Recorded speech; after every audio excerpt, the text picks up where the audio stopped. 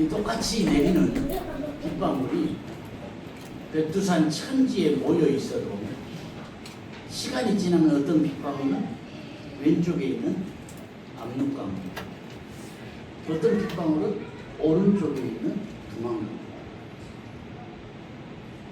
그런데 압록강으로 빠진 빗방울들은 조금 더 가면 서해로 빠지고, 두만강으로 빠진 빗방울들은 조금 더 가면 동해로 빠져요. 처음에는 똑같은 비슷했는데 나중에는 완전히 이렇게 달라져요. 이렇게 확연하게 달라지는 게 어디서부터 시작하느냐? 똑같이 떨어진 빗방울이 오른쪽으로 가느냐 왼쪽으로 가느냐, 이 차이라니까요. 처음은 별거 아닌데 나중은 완전히 다르더라는 거예요. 인생도 그렇습니다. 믿음 생활도 그렇습니다. 처음 시작은 별거 아닌데 나중은 이렇게 달라질 수 있는 거예요. 우리 믿음 생활 하면서 작은 것을 하찮게 하지 말아요. 오늘이 내 인생의 앞날에서 정말 중요한 하루다. 아멘.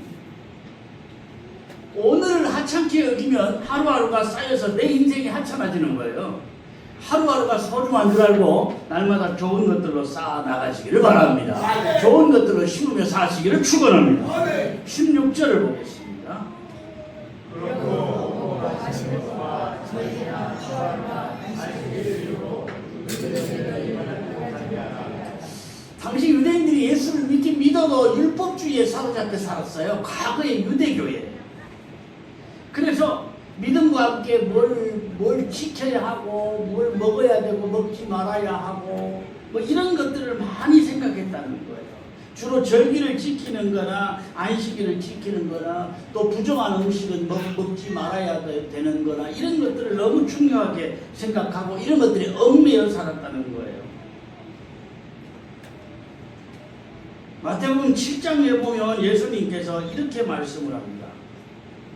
어디 선지자들을 쓸까라 양의 옷을 입고 너희에게 나오나 속이는 노략질하는 들이라 그의 열매로 그를 알지니 가시나무에서 포도를 원목에서 와그를 가르느냐 이와 같이 좋은 나무마다 나무다른 열매를 맺고 못된 나무가 나쁜 열매를 맺나니 좋은 나무가 나쁜 열매를 맺을 수 없고 못된 나무가 나쁜 열매를 맺을 수 없고. 그러면서 21절에는 이렇게 말씀을 해요. 나도 주여 주여 하는 자마다 천국에 들어갈 것이 아니요 다만 하늘에 계신 내 아버지의 뜻대로 행하는 자라야. 거짓 교사들은요 음식의 규례와 절기를 대단히 중요하게 여겼어요. 그런데 이것이 결국 유대교에서 중요하게 생각하던 것들이거든요. 구약성경에 부정한 짐승 대표적으로 돼지고기는 먹지 말라고 했어요. 그런데 거짓 교사들은 그 규정, 구약의 유대교의 규정보다 더 엄격한 규정을, 세목적인 규정을 만들어서 지키려고 했고요. 또 구약성경 이스라엘 백성들에게 지키라고 하는 절기가 있어요. 그런데 그 절기보다 더 엄격하게 더 세목을 만들어서 그것을 지키려고 했던 거예요. 그러면서 우리는 더 철저하게 유대인들보다, 과거 유대교를 믿는 사람들보다 더 철저하게 우리는 믿음 생활을 잘한다, 우리는 1등 신자다, 그렇게 가르쳤던 거예요. 사실은 하나님의 뜻만 그래요. 자꾸 뭔가 율법적인 걸 만들어서 자꾸 얽매이는 것이에요. 바울은 여기에 대해서 그건 그림자요, 실체는 예수님이요, 그렇게 말씀하고 있는 겁니다. 실체가 오셨는데 그림자 붙들고 헤매지 말라는 거예요. 17절 봅니다. 이것들은 장래일의 그림자이나 몸은 그리스도의 것이다. 예수님이 십자가에 죽으셨을 때 성소에 휘장이 위에서 아래로 찢어졌다고 그랬잖아요. 이제는 제사를 원하시는 게 아니에요. 신령과 진정으로 예배하는 걸 원하세요. 영과 진리로 예배를 원하시는 거예요. 그런데 전통이나 관습에 젖어있던 유대인들은 바울 저거 잘못된 거야, 그렇게 했다는 거예요. 주님께 우리가 더 가까이 나가기를 힘쓰고 믿음으로 살기를 힘쓰는 것은 이미 우리가 천국 백성 되었기에 그렇게 살려고 힘쓰는 겁니다. 우리가 공을 들여서 이것이 공로가 되어서 천국 가는 건 아니에요. 우리 공로는 아무것도 없어요. 우리는 모든 것이 전적으로 하나님의 은혜인 줄로 믿습니다. 어떤 형편 어떤 처지에서라도요 말씀만 붙들고 주님만 의지하는 승리에게 가시기를 축원합니다. 사실 믿음이라고 다 똑같은 믿음이 아니에요. 어떤 믿음은 신비주의에 치우친 믿음도 있고요. 어떤 믿음은 금욕주의에 치우친 믿음도 있어요. 믿음의 사람들이 이렇게 금욕주의나 율법주의, 고행사상에 쉽게 빠지기 쉬운 이유가 뭐냐?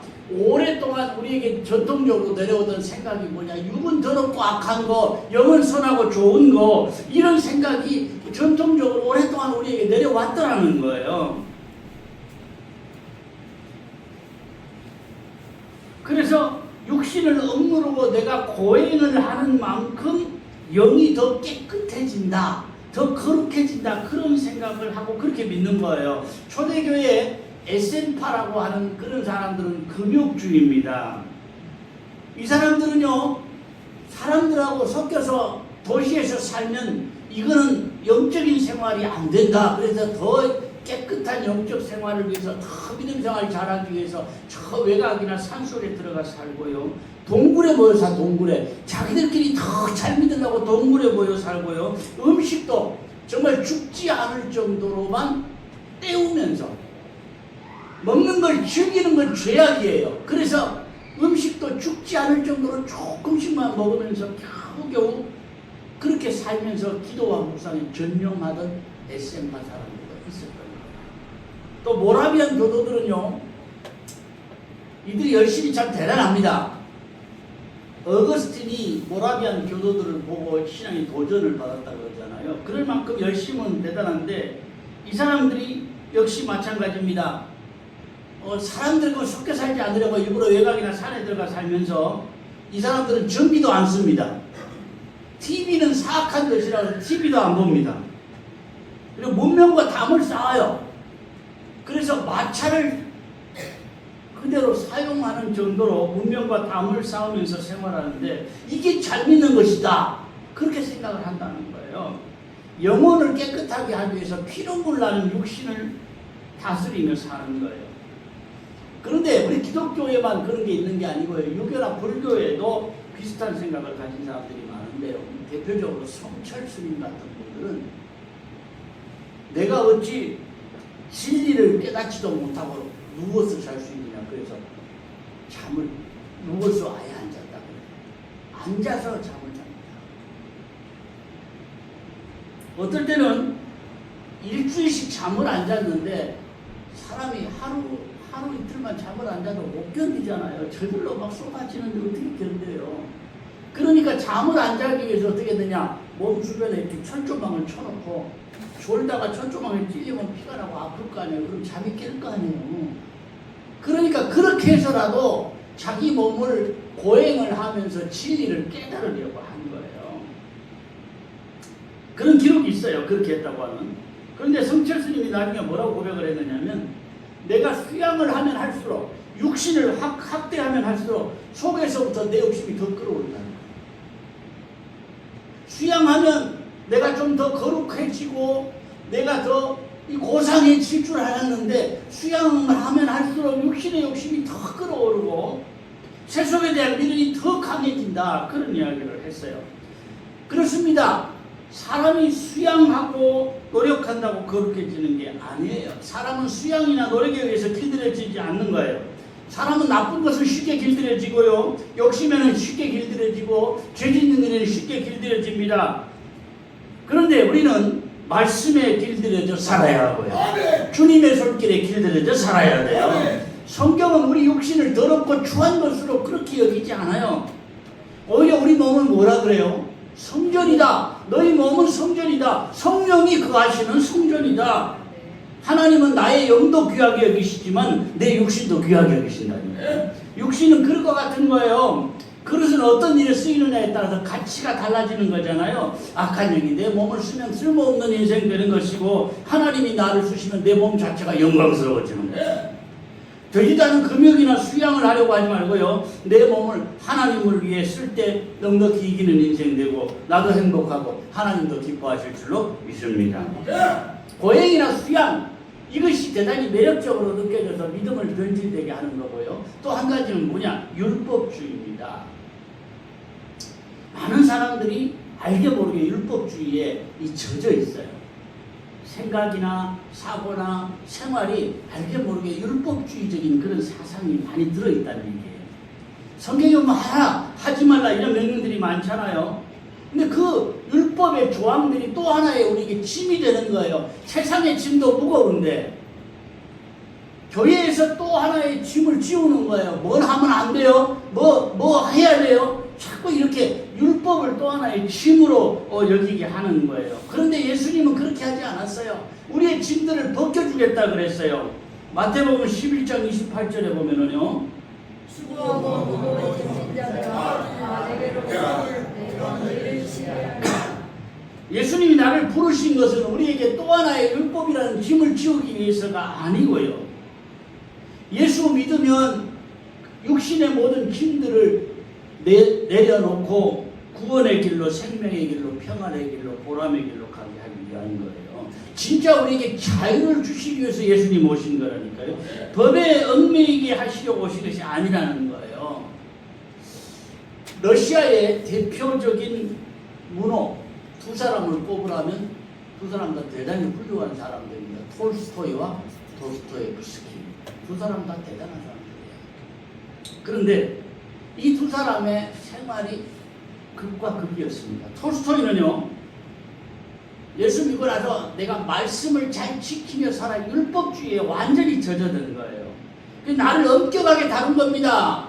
율법에 나를 엄격하게 다루고 이 자기가 평소에 사냥을 좋아했는데 이건 하나님 주신 말씀에 어긋나는 것이다. 사냥도 포기하고요. 술과 담배를 끊고요. 육식도 고기도 안 먹었어요. 하나님 싫어하는 것 같아서.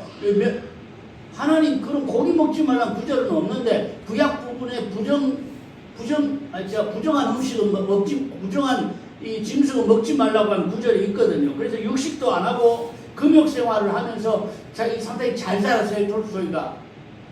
하인들이 있었는데 하인들이 다 풀어줍니다. 그리고 자기가 쓴 작품에 대한 저작권도 포기를 해요. 왜냐하면 내가 글 쓰고 거기 돈 받는 것도 그 잘못된 거다. 그래서 저작권도 포기를 하고요. 땅이 많았는데 그걸 처분해서 가난한 사람들에게 다 나눠주고, 당시 귀족이었는데 이 농부들이 입는 옷을 입고 밭에 나가서 일을 하고 많은 선행을 하며 살았는데, 어쨌든 말씀을 생활에 적용하고 실천하기 위해서 애써 보았는데, 그렇게 하면 할수록 톨스토이의 마음속에 죄책감이 자꾸 들더라는 거예요. 내가 더 이렇게 살아야 되는데, 더 이렇게 살아야 되는데, 그 생각에 기쁨이나 행복은 하나도 없고 그냥 죄책감에 더 시달리면서 살았다는 거예요. 그래서 당시 부패한 러시아 이 정교회를 신랄하게 비판하다가 교회로부터 파문을 당하고, 얼마나 자살 충동이 심한지 집에 끈이라고 하는 건 다 자기가 치워놨대요. 왜냐하면 충동이 생기면 끈을 언제 목매어 죽을지 모르니까. 집에 총이 있었는데 총도 다 감추어두고 막 치워놓은 거예요. 언제 총으로 내가 죽을지 모르니까. 그런 정도로 불안한 인생을 산 거예요. 그렇게 방황하다가 결국 시골 철길에서 죽고 맙니다. 가혹할 정도로 철저하게 믿음 생활을 잘해야지 이 마음은 정말 존경할 만합니다. 그런데 평생을 엄격한 윤리, 도덕, 율법 이걸 지키려다가 탈진해버리고 만 거예요. 참 아쉬운 것은 이렇게 훌륭한 재능과 믿음 가졌던 사람이 율법에 매여서 하나님 주시는 은혜, 하나님 주시는 평안, 하나님 주시는 행복 이런 것들을 체험하지 못하다가 죽은 거예요. 반대로 도스토옙스키는요, 술과 도박으로 건강도 잃고 재산도 잃고 다 잃었던 사람이에요. 러시아 황제가 반역적이라고 하는 어떤 단체에 가입을 했다가 잡혀서 사형을 선고받습니다. 그래서 이제 수위가 입혀지고 사형장으로 끌려가서 군인들이 총을 겨누는데, 말을 타고 온 전령이 황제가 보낸 칙서를 낭독하는데 사형 아닌 강제노동 이렇게 바꿔집니다.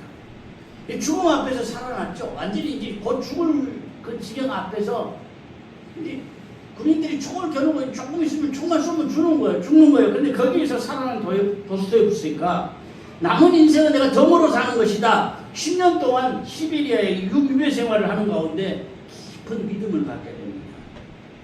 유배 생활 가운데 구성한 작품이 우리가 잘 아는 까라마조프의 형제들, 그리고 쥐와벌, 세계적으로 유명한 소설들이죠. 다른 이유가 없어요. 비록 과거에는 정말 엉망으로 살았지만은 다 잃어버린 인생 살았지만 하나님이 은혜 베풀어 주시니까 죽음 직전의 경험을 통해서라도 깊은 믿음을 갖게 하신 겁니다. 자기 수양이나 노력 때문이 아니에요. 하나님 베푸시는 은혜. 아멘. 그저 주시는 하나님의 사랑을 체험한 그 순간에 인생이 바꿔진 겁니다. 두 사람 다 사람으로서는 할 수 없다는 체험이 있었지만 도스토옙스키가 다른 것은 뭐냐? 사람의 한계 너머에 있는 하나님의 은혜, 하나님의 사랑을 체험한 거예요. 주님 오늘도 완전한 사람 찾으시는 거 아닙니다. 막 수양하고 자기를 괴롭히고 그래서 어떻게 하든지 고상하게 살려고 하는 그런 사람을 찾으시는 게 아니에요. 오히려 예수님은 배반한 제자들을 다시 부르셔서 교회를 세우는 일에 사명을 맡기셨습니다. 지난날 내가 실수하고 잘못해서도 괜찮습니다. 주님 주시는 은혜 받으는데요. 주님 주시는 소명을 깨닫는 순간 내 인생은 새로워집니다. 의미가 달라집니다. 왜 살아야 되는지, 내가 어떻게 살아야 되는지 이게 보이고 손에 잡히는 거예요. 똑같은 하루인데요. 어제와 오늘이 달라지는 거예요.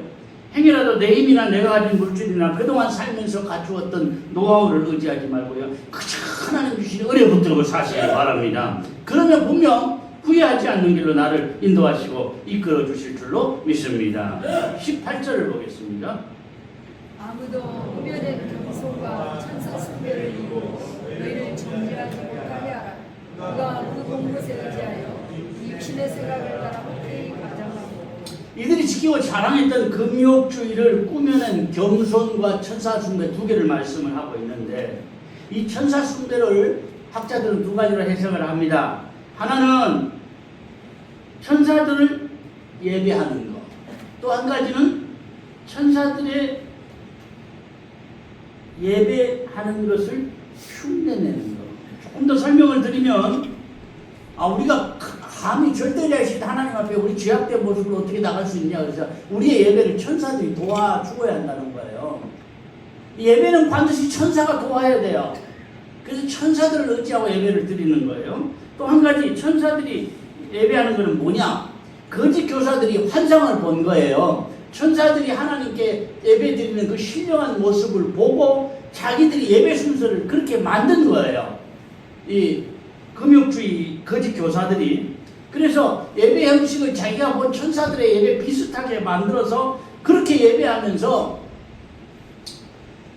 사람들에게 우리가 하는 이런 예배를 드리면 신비한 체험도 하게 될 것이고 이게 신령한 예배를 드리는 것이다. 그렇게 주장을 한 거예요. 이게 뭐냐면 금욕주의하고 신비주의가 합해지는 거예요. 이것을 꾸며낸 겸손이다. 그렇게 이야기를 합니다. 영어 성경 중에 정통 교회들이 여러 가지가 있어요. 영어 성경이, 영어 번역이. 근데 우리나라 정통 교회들이 가장 신뢰하는 영어 성경이 NIV입니다. New International Version. 그래서 NIV 성경은 가장 이제 우리가 신뢰하는 성경 중에 하나인데 그 성경에는 가짜 겸손이다. 꾸며낸 겸손을 가짜 겸손이다. 그렇게 번역을 하고 한마디로 알맹이는 아닌데 자기들이 외식적으로 만들어낸 것이다. 그런 이야기죠. 자, 23절 보겠습니다. 이런 것들은 자의적 숭배와 겸손과 몸에 괴롭게 하는 데를 지혜있는 모양이다. 오직 육체에 따른 것을 금하는 데는 종교의 경륜이라. 예, 금욕주의자들은 야 우리 이렇게 금식하고 금욕하고 결혼도 하지 않고 거룩하게 사는데 다른 사람들은 먹고 마시고 세속적인 사람들이고 죄악된 사람들이다. 그렇게 판단을 한 거예요. 율법주의자들이 예수님을 향해서도 그랬어요. 예수님 뭐라고 비난받았습니까? 예수님은 먹는 거 탐하는 사람이요. 이렇게 비난받았어요. 포도주를 좋아하는 사람이야. 율법주의자들은 예수님을 가리켜서 저기는 뭐 창기들하고도 어울리고 아무하고나 어울리고 먹기를 좋아하고 포도주 좋아하는 사람이야. 이렇게 비난한 적이 있습니다. 확실한 것은 그렇습니다. 우리가 금욕을 함으로 하나님이 나의 기도를 들으시는 게 아니고요. 내 이름으로 무엇이든지 내게 구하면 내가 시행하리라 그랬어요. 예수님 의지하는 믿음, 이것이 정말 중요하다는 거예요. 금욕이나 고행이 아니라 예수님 의지하는 믿음으로. 아멘. 주신 약속을 있는 그대로 믿고 구하면 받을 줄로 믿으시기 바랍니다. 이 미혹도 많고요. 유혹도 많은 인생살이 속에서도 우리 바른 믿음, 들어섰습니다. 끝까지 잘 지켜나가는 흔들리지 않는 믿음 되셨으면 좋겠어요. 오늘 주신 말씀들을 부분적으로 좀 정리를 해보면 이렇습니다. 같이 한번 보겠습니다. 어제 교사들의 영화와 금융주의적인 행위들과 신비주의적인 행위들을 그들이 보완하는 것으로서 예배와 경수와 몸을 괴롭게 하는 것에 뭔가 대단하고 싶은 것처럼 떠보이지만 실은 아무같이 의미가 없습니다. 단지 자기들의 영혼의 높은 수준에 도달한 자들이 이루는 것이며 다시 하기만 것입니다. 그리고 그들은 하나님과 의아들 예수님을 연결할 사람이 아니 없습니다. 그러하기에 성화와 예배는 결코 용납해서는 안 됩니다. 아멘. 뭐 대충 이해가 다 되시죠? 이해 안 된다 그러면 처음부터 다시 해야 되죠. 이해가 되시죠? 예. 나에게 주시는 음성으로 받으셨으면 좋겠고요. 행여라도 우리 믿음이 율법주의에 빠져서도 안 되고요. 금욕주의에 빠져서도 안 되고요. 왜냐하면 이 모든 것들이 뭐냐면 내 공부입니다. 내가 애써서 내가 수행하고 내가 노력해서 뭔가를 이루는 겁니다. 사실은 아닙니다. 모든 게 은혜입니다. 하나님의 선물입니다. 하나님이 다 해주셨어요. 우리는 그저 믿고 따라가면 되는 거예요. 단 우리가 예수 믿고 천국 백성 되었으니 하나님의 자녀로서 이렇게 살아야 된다. 그걸 힘쓰는 거예요. 좀 다르죠? 내가 하나님의 자녀로서 이렇게 살아야 된다는 것과 내가 이렇게 고행하고 내가 수행함으로써 경지에 이른다는 것은 완전히 다른 이야기입니다. 하나님이 다 해주셨습니다. 이제는 그 은혜에 감사해서 그저 믿고 잘 따라가고 순종하고 섬기는 인생 사시기를 주의 이름으로 축원합니다.